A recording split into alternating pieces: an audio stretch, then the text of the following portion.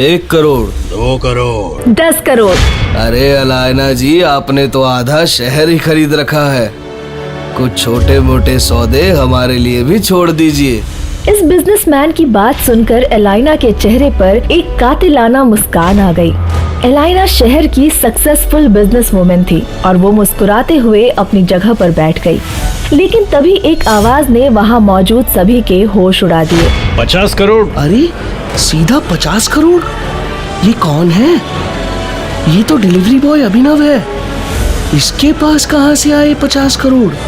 देखो, इसे कोई पहचान न पाए इसलिए सज धज के कोट पैंट पहन कर आया है।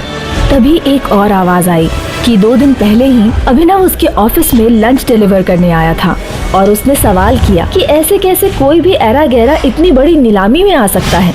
वहीं अभिनव चुपचाप अपनी जगह पर बैठा हुआ इन सब की बातें सुन रहा था कि तभी एक और आदमी तेज आवाज में बोल पड़ा।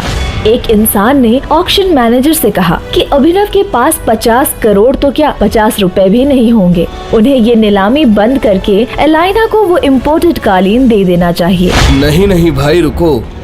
अगर इस फटीचर डिलीवरी बॉय के पास 50 करोड़ नहीं है तो मैं अलायना जी की बोली को चैलेंज करता हूँ।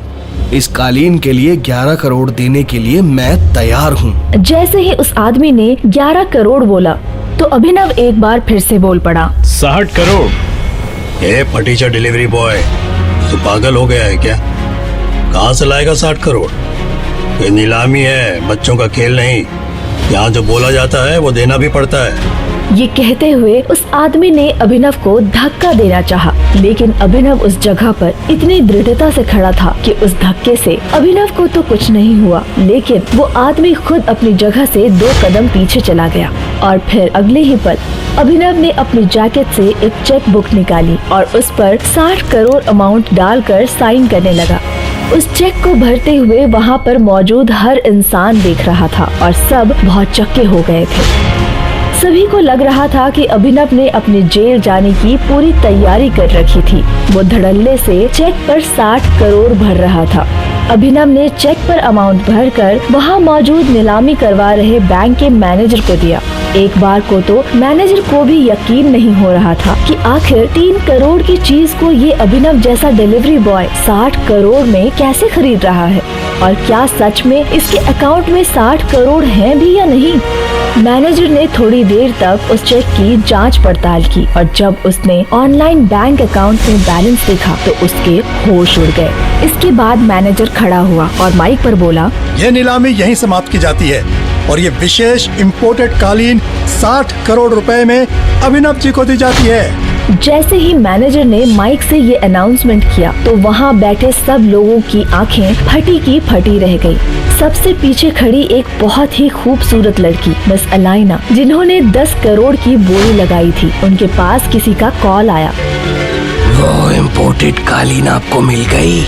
ये कोई अभिनव नाम का डिलीवरी बॉय है जिसने 60 करोड़ की बोली लगाई है। मतलब आजकल डिलीवरी वालों के पास इतने पैसे आ गए हैं कि 5 करोड़ की चीज को वो 60 करोड़ में खरीद रहा है। एक बार यहाँ से बाहर निकले तो मैं बताती हूँ, इसको तो मैं छोड़ूंगी नहीं। अलायना जी, ये सब सोचने से पहले एक बार अभिनव की उंगली में देखिए। उसके बाद एलाइना ने अपनी आंखें उठाई और जैसे ही उसकी आंखें अभिनव के दाहिने हाथ में पहनी हुई अंगूठी पे गई तो वो पूरी तरह से चौंक गई।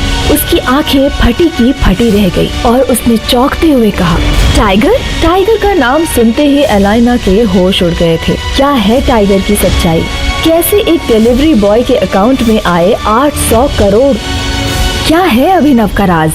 अगर वो इतना पावरफुल है तो क्यों रह रहा है दुनिया के सामने डिलीवरी बॉय बनकर? आखिर कौन है टाइगर? आगे की कहानी जानने के लिए देखें अगला एपिसोड सिर्फ पॉकेट एफएम के यूट्यूब चैनल पर और द रिटर्न ऑफ टाइगर के सारे एपिसोड्स को सुनने के लिए डिस्क्रिप्शन में दी लिंक से डाउनलोड करें पॉकेट एफएम ऐप।